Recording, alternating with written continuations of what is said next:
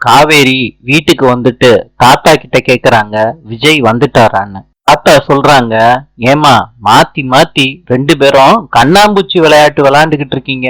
போமா, விஜய் வந்துட்டான். விஜய்க்கு பக்கத்துல காவேரி ஊஞ்சல்ல உட்கார்றாங்க.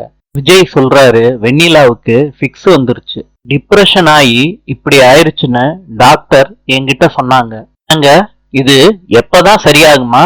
சரி, டாக்டர் சொன்னாங்க, பக்கத்திலே இருந்து பழசெல்லாம் சொல்லி சொல்லி வெண்ணிலாவுக்கு ஞாபகப்படுத்திக்கிட்டே இருக்கணும். இத சொன்ன உடனே காவேரி விஜய திரும்பி பாக்குறாங்க. ஆஸ்பத்திரியில நர்ஸ் சொன்னதெல்லாம் ஞாபகம் வருது காவேரிக்கு. அங்க எனக்கு தூக்கம் வருது, நான் போய் தூங்கட்டுமா சொல்லிட்டு காவேரி எந்திரிச்சு போறாங்க. விஜய் மனசுக்குள்ள நினைக்கிறாங்க, இந்த மாதிரி நிலைமையில கூடவா காவேரி இப்படி பொசசிவா இருப்பான்னு மனசுல நினைச்சுக்கிட்டு இருக்காரு. மனைவினா இப்படிதான் இருப்பாங்க போல இருக்கு. நினைச்சுக்கிட்டே காவேரி போனதை பார்த்து சிரிக்கிறாரு விஜய். நாளை சந்திப்போம்.